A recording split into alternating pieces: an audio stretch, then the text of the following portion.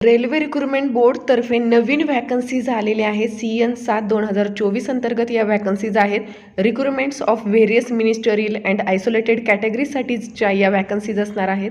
तर याच्यामध्ये मिनिस्टरियल या ज्या पोस्ट आहेत रेल्वेमधील, तर तुम्हाला इथे जे समोर फोटोज दिसत आहेत, काही पिक्चर्स दिसत आहेत, याच्यातून तुम्हाला समजलं असेल की कोणत्या पोस्टसाठीच या व्हॅकन्सीज असणार आहेत रेल्वे मिनिस्टरियलतर्फे. तर याच्या संदर्भातच हे डिटेल्स व्हिडिओ असणार आहे आजचा.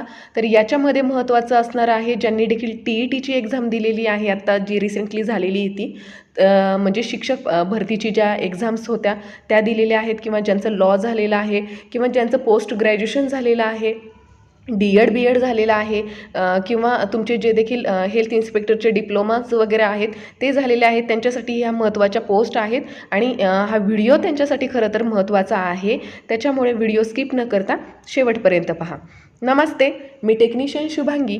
चला तर व्हिडिओला सुरुवात करूया. Government of India ministry of railways recruitment बोर्ड्सतर्फे, रेल्वे रिक्रुटमेंट बोर्ड्सतर्फे हे जे फुल नोटिफिकेशन आहे ते तुमच्यासमोर दिसत आहे. याची लिंक मी तुम्हाला डिस्क्रिप्शन बॉक्समध्ये देणार आहे, तिथून तुम्ही डाउनलोड करू शकता.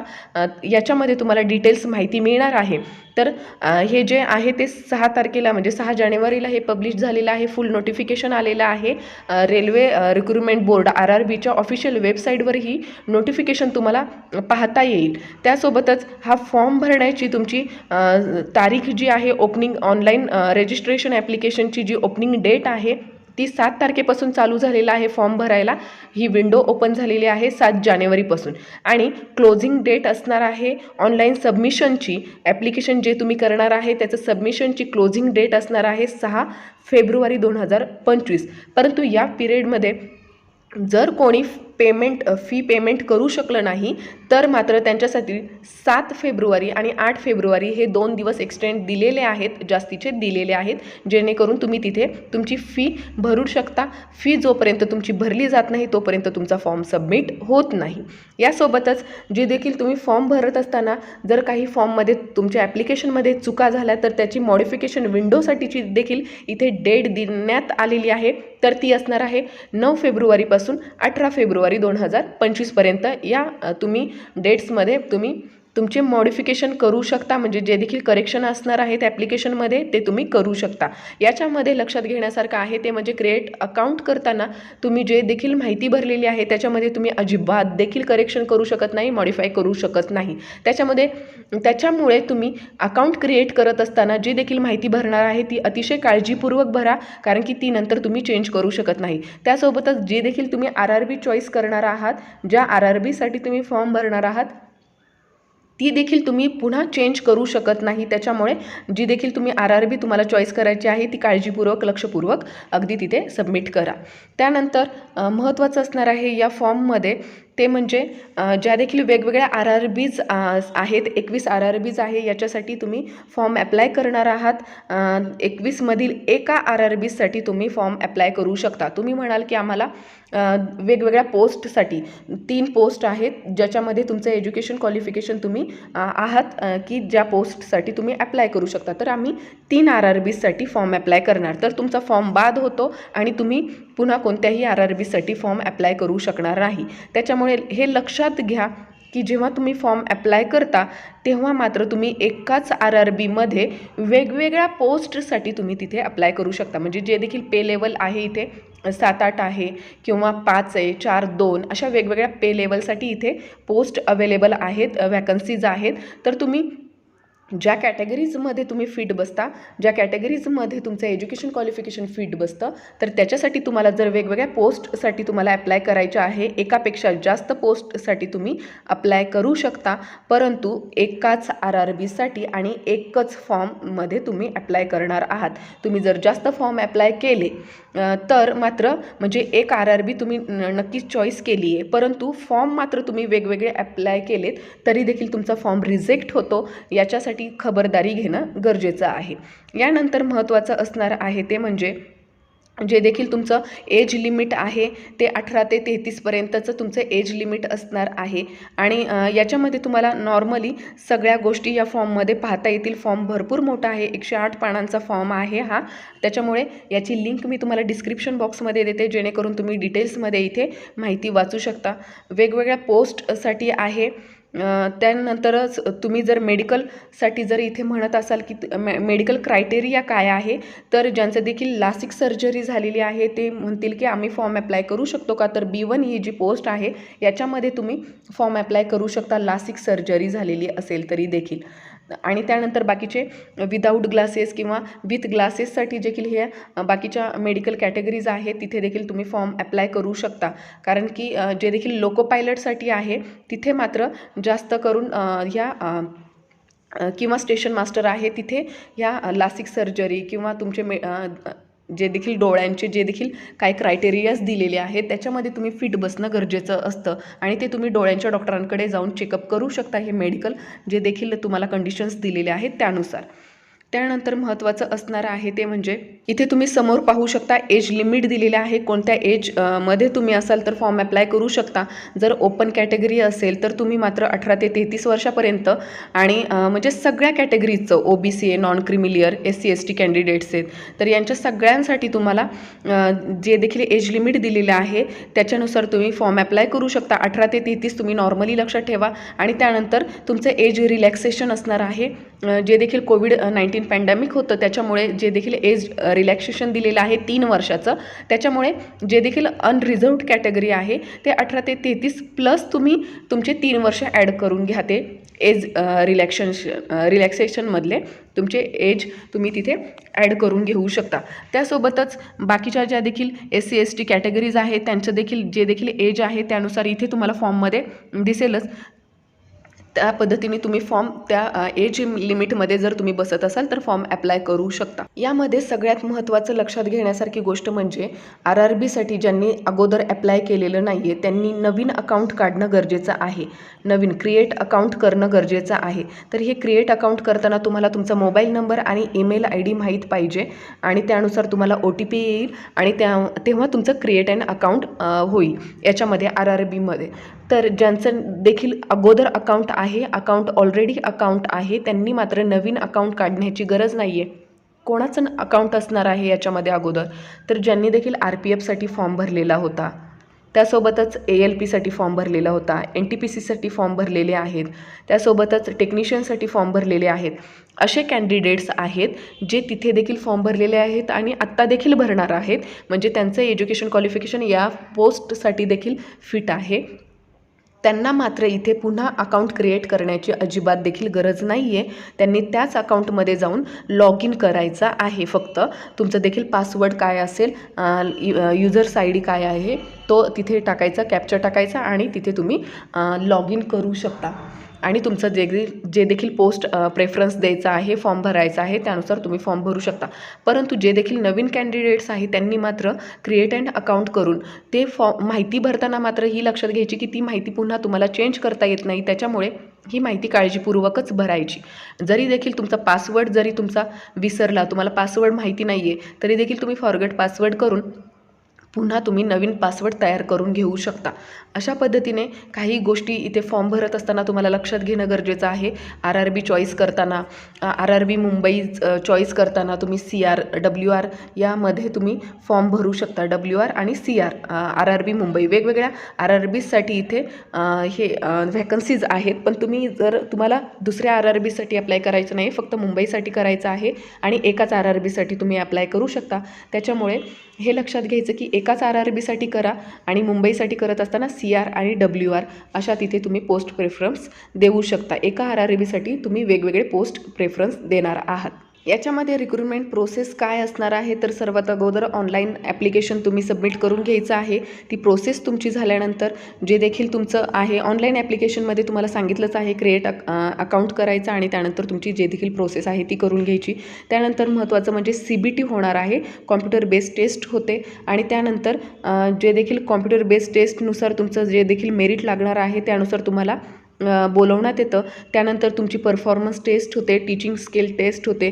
म्हणजे जे देखील तुमच्या पोस्टला जे देखील पाहिजे पोस्टनुसार ज्या पाहिजे टेस्ट त्या होणार आहेत वेगवेगळ्या. सुरुवातीची जी CBT आहे ती सगळ्यांसाठी होणार, परंतु नंतरच्या ज्या टेस्ट आहेत त्या मात्र तुमच्या पोस्टनुसार होणार आहे. ट्रान्सलेशन टेस्ट म्हणजे ज्यांचं देखील ज्यांनी पोस्ट केलेलं आहे, ट्रान्सलेटर म्हणून ॲप्लिकेशन केलेलं आहे त्या पोस्टसाठी, त्यांची ट्रान्सलेशन टेस्ट होणार.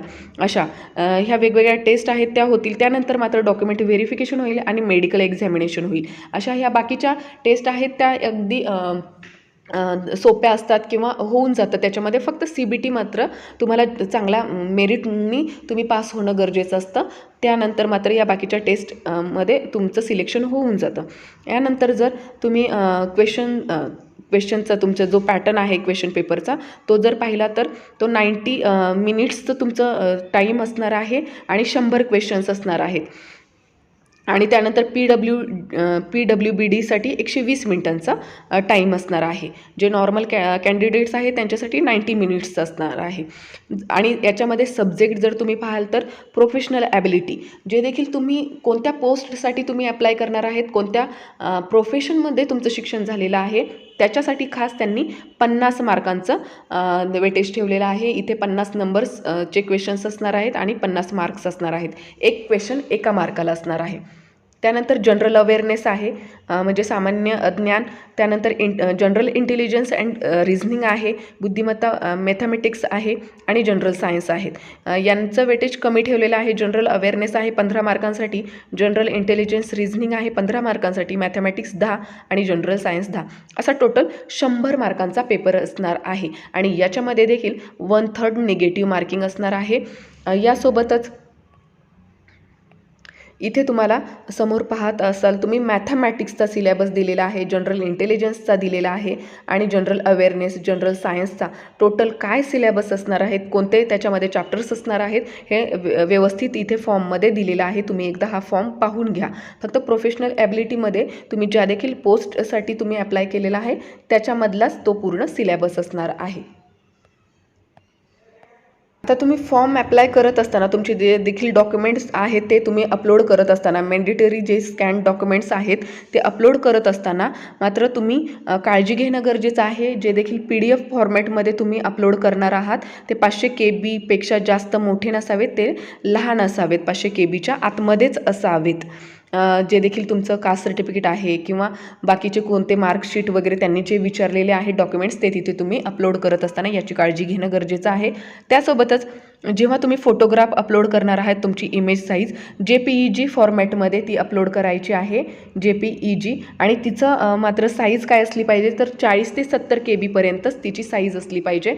त्यानंतर साईनचं जे देखील आहे तुम्ही हँडरायटिंग रनिंग लेटर्समध्ये ती साईन करायची आहे, कॅपिटल लेटर्समध्ये साईन करायची नाही आहे. आणि त्याचं ते देखील JPEG फॉर्मॅट इमेजमध्ये ती तुम्ही अपलोड करणार आहात त्याची देखील साईज 30 ते 70 KB असायला पाहिजे, त्याच्यापेक्षा जास्त किंवा कमी नसायला पाहिजे. 30 ते 70 साईनसाठी सिग्नेचरसाठी असणार आहे आणि तुमच्या फोटोग्राफसाठी असणार आहे ती म्हणजे 40 ते 70 KB असणार आहे. इथे सगळ्यात महत्त्वाचं लक्षात घ्यायचे ते म्हणजे set priority preference of post. इथे तुम्ही कशा पद्धतीने प्रेफरन्स देणार आहात पोस्टसाठी, तर तुम्ही एक फॉर्म अप्लाय करत असताना एका RRBसाठी अप्लाय करायचा आहे. एकापेक्षा जास्त RRBसाठी फॉर्म अप्लाय केला तर तो बाद होतो फॉर्म. त्यासोबतच तुम्ही त्या फॉर्म अप्लाय करत असताना तुम्ही वेगवेगळ्या पोस्टसाठी जर तुम्ही एलिजिबल होत असाल, म्हणजे पे लेवल जर 7th आहे तिथे देखील तुम्ही एलिजिबल आहे तरी देखील तुम्ही अप्लाय करू शकता. पे लेवल तुमची 8 आहे त्या एज्युकेशन क्वालिफिकेशनमध्ये तुम्ही एलिजिबल होत असाल तरी देखील तुम्ही अप्लाय करू शकता. म्हणजे वेगवेगळ्या पोस्टसाठी तुम्ही एकापेक्षा जास्त पोस्टसाठी तुम्ही जर एलिजिबल असाल तर तुम्ही अप्लाय करू शकता अगदी बिनधास्त. पण वेगवेगळ्या पोस्टसाठी वेगवेगळ्या RRBजमध्ये किंवा वेगवेगळ्या पोस्टसाठी वेगवेगळे फॉर्म तुम्ही अप्लाय करणार नाही.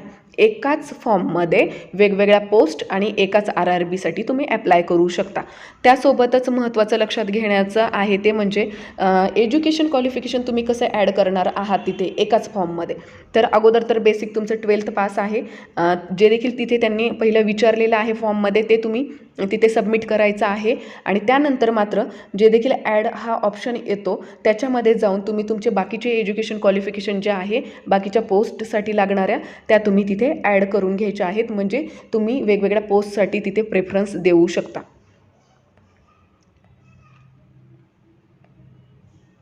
हे पहा, आता समोर तुम्हाला इथे दिसत असेल वेगवेगळ्या जे देखील डॉक्युमेंट्स तुम्हाला लागणार आहेत त्याचे तुम्हाला इथे फॉर्मॅट दिलेले आहे. Format of caste certificate of for SC ST candidates.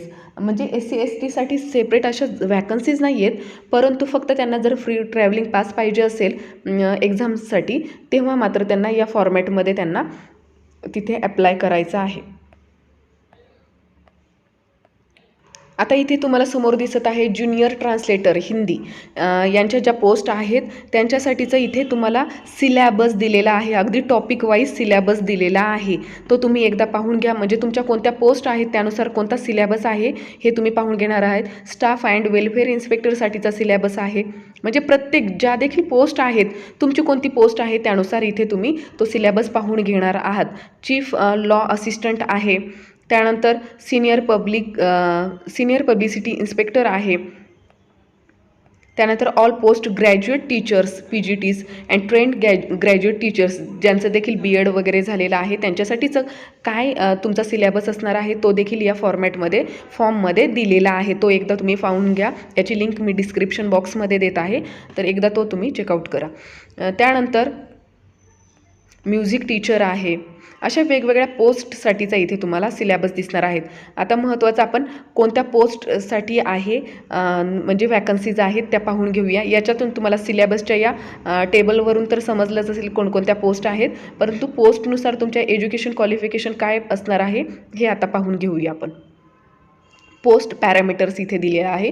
Post graduate teachers commerce यांच्यासाठी काय पाहिजे मिनिमम एज्युकेशन, तर याच्यामध्ये master degree from recognised university with at least 50% marks in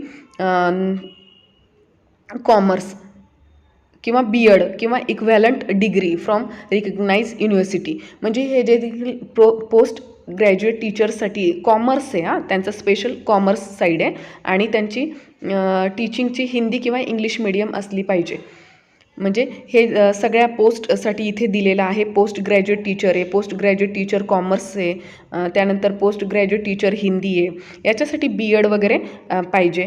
त्यानंतर post graduate teacher political science आहे. आता पॉलिटिकल सायन्समध्येच त्यांनी BA केलेलं पाहिजे, नंतर BEd केलेलं पाहिजे. त्यानंतर अशा पोस्ट ग्रॅज्युएट टीचर्सच्या बायोलॉजी किंवा इंग्लिश मीडियमच्या आहेत ह्या. पोस्ट ग्रॅज्युएट टीचर मॅथमॅटिक्स आहे. अशा वेगवेगळ्या पोस्ट इथे देण्यात आलेल्या आहेत आणि त्यांचं पे लेवल देखील देण्यात आलेलं आहे.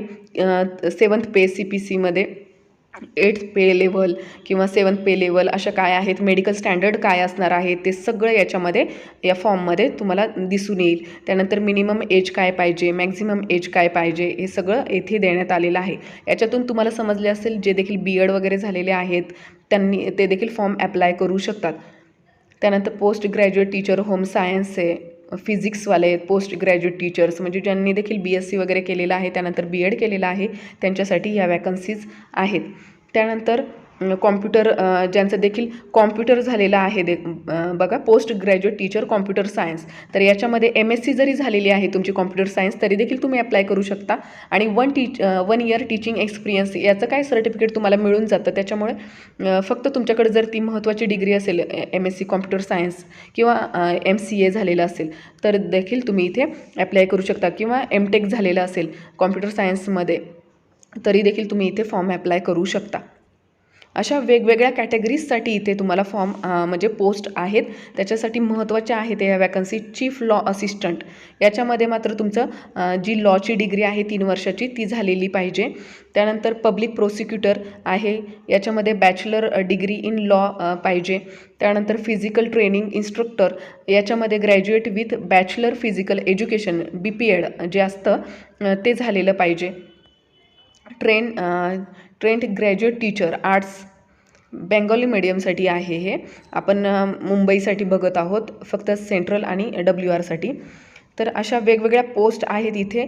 ट्रेंड ग्रॅज्युएट टीचर बायोलॉजी, त्यानंतर ट्रेंड ग्रॅज्युएट टीचर इंग्लिश. ह्यासाठी ग्रॅज्युएट टीचर म्हणलं की तुम्हाला हे पाहिजे तुमचं ग्रॅज्युएशन झालेलं पाहिजे आणि त्यानंतर तुमचा 2 वर्षाचा डिप्लोमा झालेला पाहिजे एलिमेंटरी एज्युकेशनमधला. त्यानंतर म्हणजे तुम्हाला समजलं असेल, पोस्ट ग्रॅज्युएट टीचरसाठी तुमचं BEd झालेलं पाहिजे आणि याच्यासाठी जे देखील ट्रेंड ग्रॅज्युएट टीचर्स आहेत त्याच्यासाठी मात्र तुमचा 2 वर्षाचा इलेमेंटरी एज्युकेशनमधला जो डिप्लोमा आहे 12th+ किंवा BA+ किंवा BSc+ तो झालेला पाहिजे पोस्ट ग्रॅज्युएशनमधला. म्हणजे ह्या BSc, MSc, BA, BCom किंवा BEd झालेले आहेत त्यांच्यासाठी किंवा लॉ झालेला आहे त्यांच्यासाठी ह्या महत्त्वाच्या पोस्ट आहेत. त्यानंतर वेलफेअर इन्स्पेक्टरच्या देखील आहेत, ज्यांचा डिप्लोमा झालेला असतो त्याच्यामध्ये लॉ झालेलं असतं त्यांच्यासाठी देखील या पोस्ट आहेत. अशा भरपूर अशा पोस्ट इथे देण्यात आलेल्या आहेत. संस्कृत टीचर आहे, सायन्स टीचर आहे, फिजिकल ट्रेनिंग इन्स्ट्रक्टर आहे, सोशल सायन्स आहे, म्हणजे वेगवेगळ्या सब्जेक्ट वाईज देखील आहेत.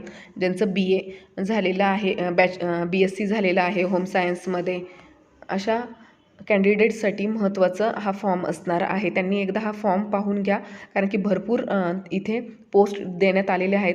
सायंटिस्ट असिस्टंट ट्रेनिंग, याच्यामध्ये तुमचं 2nd class master degree in psychology ज्यांचं झालेलं आहे बघा, त्यांच्यासाठी देखील इथे पोस्ट आहेत. त्यानंतर ज्युनियर ट्रान्सलेटर, जे देखील हिंदीमध्ये ज्यांनी देखील मास्टर डिग्री केलेली आहे हिंदी विषय घेऊन किंवा इंग्लिश विषय घेऊन, तर त्यांच्यासाठी मात्र इथे देखील पोस्ट आहे ट्रान्सलेटर म्हणून. सिनियर पब्लिसिटी इन्स्पेक्टर, याच्यामध्ये देखील डिग्री झालेली पाहिजे. पब्लिक रिलेशन्समध्ये डिप्लोमा झालेला पाहिजे. स्टाफ अँड वेलफेअर इन्स्पेक्टरसाठी बघा, graduate plus one of the following qualification. Graduation तर पाहिजेच, परंतु डिप्लोमा इन लेबर किंवा social welfare, diploma in labour laws अशा, किंवा LLB with papers in labour laws, अशा पद्धतीने तुमच्याकडे पोस्ट एज्युकेशन पाहिजे, तेव्हा तुम्ही स्टाफ अँड वेलफेअर इन्स्पेक्टरसाठी अप्लाय करू शकता. खूप छान ह्या सगळ्या पोस्ट आहेत. लायब्ररियनसाठी देखील आहे, तर याच्यामध्ये बॅचलर ऑफ लायब्ररी सायन्स 4 वर्षांचा कोर्स झालेला पाहिजे किंवा graduation with professional qualification of diploma in librarianship. लायब्ररियनसाठीचा जो डिप्लोमा आहे किंवा जी देखील डिग्री आहे ती झालेली पाहिजे तुमचं. म्युझिक टीचरसाठी देखील आहे इथे, त्याच्यामध्ये तुम्ही संगीत विशारद असणं गरजेचं आहे. त्यानंतर प्रायमरी रेल्वे टीचर्स आहेत, याच्यामध्ये तुम्ही 12वी+ तुमचं जे देखील 2 स्टेजमध्ये जे देखील तुमचं हे आपल्या इकडे DEd करतो आपण, तर ते झालेलं पाहिजे 12वी+. प्रायमरी रेल्वे टीचरसाठी 12वी+ जो DEd असतो, डिप्लोमा असतो इलिमेंटरी एज्युकेशन, ते झालेलं पाहिजे. आणि त्यानंतर प्रायमरी टीचर इंग्लिशमध्ये देखील पोस्ट आहेत. तर या कोणकोणत्या म्हणजे इथे देखील BEdवाले देखील अप्लाय करू शकतात, MEdवाले देखील अप्लाय करू शकतात प्रायमरी टीचरसाठी देखील. असं नाही की DEdवालेच फक्त अप्लाय करू शकतात. फक्त लँग्वेज तुमच्या कोणत्या पाहिजेत, याच्यामध्ये कोणते विषय तुमचे घेतलेले पाहिजेत तुम्ही, तर ते एकदा या फॉर्ममध्ये तुम्ही पाहून घ्या. असिस्टंट टीचर आहेत, त्यानंतर प्रायमरी टीचर आहे, लॅबोरेटरी असिस्टंट स्कूल आहे, लॅबोरेटरी असिस्टंट पण आहे बरं का. याच्यामध्ये 12th तर तुमचं पाहिजेच, त्यासोबतच इक्वॅलंट असेल कोणतं science and 1 year experience pathological and biochemical लॅबोरेटरीचा, तर ते देखील तुम्हाला इथे चालणार आहे, लागणार आहे. लॅब असिस्टंट ग्रेड 3साठी जे देखील आहे फिजिक्स अँड केमिस्ट्री सब्जेक्ट घेऊन तुमचं सायन्स झालेलं पाहिजे. अशा तुम्हाला वेगवेगळ्या किती पोस्ट आहेत, 68 पोस्ट आहेत, ज्याच्यामध्ये तुम्ही अप्लाय करू शकता. तुमचे जे देखील तुमचं एज्युकेशन क्वालिफिकेशन आहे त्यानुसार वेगवेगळ्या ज्या देखील 4-5 पोस्टसाठी तुम्ही फॉर्म अप्लाय करणार आहात, BEd झालेला आहे किंवा लॉ झालेला आहे, तर तुम्ही इथे अप्लाय करू शकणार आहेत वेगवेगळ्या पोस्टसाठी. आणि त्यानुसार व्हॅकन्सीज इथे समोर तुम्हाला दिसत असतील. तर आपण फक्त पाहणार आहोत त्या म्हणजे WRCR याच्या व्हॅकन्सी पाहणार आहोत मुंबईच्या.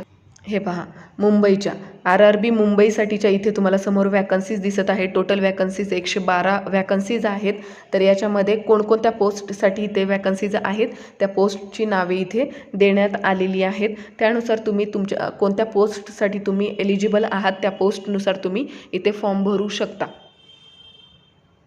तर हा फॉर्म तुम्हाला डिस्क्रिप्शन बॉक्समध्ये याची लिंक भेटेल. तर जास्तीत जास्त कॅन्डिडेट्सपर्यंत ज्यांचं BEd झालेलं आहे, सायन्समध्ये शिक्षण झालेलं आहे, इंजिनिअरिंग केलेलं आहे कॉम्प्युटरमध्ये किंवा लॉ केलेला आहे, अशा कॅन्डिडेट्सपर्यंत नक्की हा व्हिडिओ शेअर करा. आणि पुन्हा भेटूया अशाच महत्त्वपूर्ण माहितीसह. तोपर्यंत धन्यवाद.